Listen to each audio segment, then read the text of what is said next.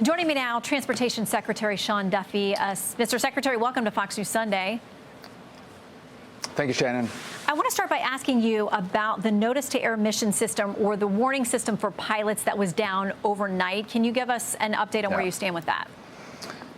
You know, Shannon, before we do that, I just want to extend my deepest condolences to the families that lost loved ones this past week in these air disasters. And I want to say thank you to all the first responders who did such a heroic job on the scene. We are all grateful for them. I want to say that first, but the notice to, by the way, it used to be notice to airmen. Now it's notice to air mission. The last administration changed the name because of their gender ideology concerns, but that system went down last night. The backup system is now up and running as we try to get the primary system online. But it's an old, antiquated system. It has to be upgraded. That's in the works. It has been in the works for years. We have to rush this new system online because, again, this is the second time in 2 years it's gone down.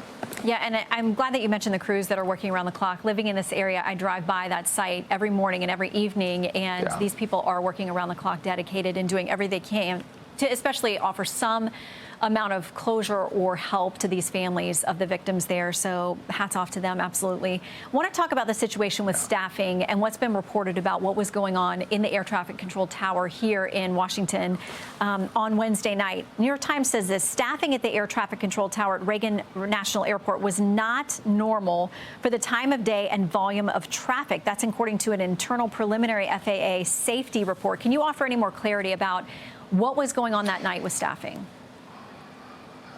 So again, I'll take the FAA at their word that it wasn't normal, and so that's part of the review process that we have to do, Shannon. We have to look and there's a consolidation of air traffic controllers an hour before it was supposed to happen during the time of this crash, and so what was the appropriateness of that? What are we doing to surge air traffic controllers in this country? I mean, that's a different story, but we haven't had enough air traffic controllers in America for a very long time. And so we're working with the FAA right now to go, how do we surge the best and the brightest air traffic controllers to get into the academy, to get trained up, and make sure we don't have these staffing issues? Our air traffic controllers, they are stressed out, they're tapped out, they're overworked. That's no excuse. It's just a reality of what we have in the system. So we have a plan that's going to come out to fix the problem. But the issue is you can't flip a switch, Shannon, and get air traffic controllers here tomorrow. It takes years to train them up. But that's one of the questions that we're going to ask is what happened in the tower, what was going on with the staffing, what should have been done, and what was done. What was the language that was used by the air traffic controller? Was it appropriate? Did they appropriately direct traffic consistent with procedures at the FAA? But also we have questions about what was the position of the Black Hawk? Why, the elevation of the Black Hawk? Were the Black Hawk pilots wearing night vision goggles? And if so, why would they flying a mission at 9 o'clock at night through really busy airspace around DCA, as opposed to flying that mission at 1 o'clock in the morning when there's very little traffic around DCA? I want our military to be trained up and ready to go, but I also want air travelers to be safe as well, and there's a time and a place to do it, not at 9 o'clock at night when there's heavy traffic. Yeah, you mentioned this more broadly, the issue of air traffic controllers. New York Times reporting that more than 90% of the air traffic control facilities in this country are operating below the FAA's recommended staffing levels. We know last year when the Congress passed a massive FAA reauthorization, they said at that point we were down about 3,000 air traffic controllers. So first question, are our airways and our airports safe? Yeah, they are.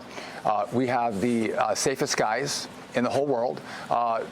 Traveling by air is the safest mode of transportation. And just to that point, if it wasn't safe, if there was an issue with air traffic controllers or staffing that couldn't keep the system and the people safe in it, the FAA would shut it down. So, no, and we have redundancies in place. It's not just air traffic controllers, but we do have technologies on airplanes to keep them separated. So, yeah, no, this is the safest system. Our system does need to be upgraded for sure, and I'll have a conversation about that if you want, but it is safe to fly. So what about, is it a funding issue for having more air traffic controllers? Is it, as you mentioned, the recruiting, the retention issue? Is it a mix of those things? There's a number of issues. So during COVID, there was an issue where they shut down the academies, and then when the academies reopened, the class sizes were smaller, and then even though our graduates from the academy got out, they couldn't get into a tower to train up. That happened for 2 years, and so we saw a plummet of air traffic controllers. There's a mandatory retirement age for controllers. It's 55 years old. So every year we have people cycling out of the business. We need more young people coming in, and again, you can't focus on diversity, equity, and inclusion when you try to hire air traffic controllers. You focus on the best and the brightest. I mean, again, some people may like to have this conversation around equity, but if it's your pilots or if it's your air traffic controllers, you want the best. You want the brightest, protecting yourself and your family. That's what we're going to do at the department for every air traveler, getting in the great students to make sure our skies are safe. Yeah, and at this point, as you mentioned, we're very early on, so we don't know if any of that had an impact on either of these situations. We'll talk about Philadelphia, too. But Congresswoman Jennifer McClellan, a Democrat out of Virginia, said, talking about that right now, she says it's irresponsible to blame anything or anyone right now that does a disservice to the lives that were lost. Has this conversation about DEI become a distraction in the middle of this whole thing? So, Shannon, the mission of DOT and FAA is safety. That has been the historic mission of this agency. And over the last 4 years, when they're having a conversation in the last administration about changing names from cockpit to flight deck, or notice to airmen to notice to air mission because it's too gender specific, they're focused on social justice and in the environment, racist roads, and EVs. They've lost sight of the mission of this department. And so we have no place for anything other than the best and the brightest. And so when you look at what went wrong, you got to look at the people that you have in place at the DOT and the FAA and the leadership and the direction that leadership gives them. And it's been misplaced over the last 4 years. We're back on mission. We're focused on safety and having the best people delivering that safety. And I don't care your race, your religion, your sex, your sexual preference. That doesn't matter. Just the best and the brightest. I want to play something from the NTSB. Tom Inman said this last night about the recommendations that come from that agency. Unfortunately, at some point, all of you are going to be gone. We're still going to have the investigation open. We're going to make recommendations. We go to East Palestine, a community that gets devastated. Still nothing's happened. We have several hundred recommendations open for aviation. You want to do something about it? Adopt the recommendation of the NTSB. You'll save lives.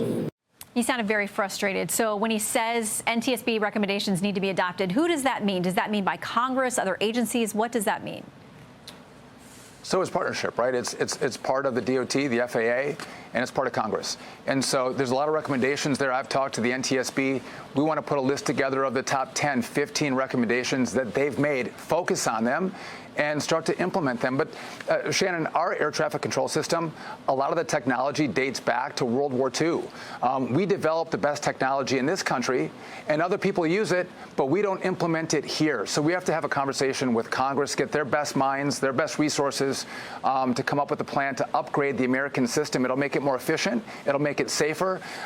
If I hear Donald Trump talk about this once, he's talked about it 10 times, the air traffic control system doesn't work in America as effectively as in other places in the world. Let's upgrade it. We should be the best.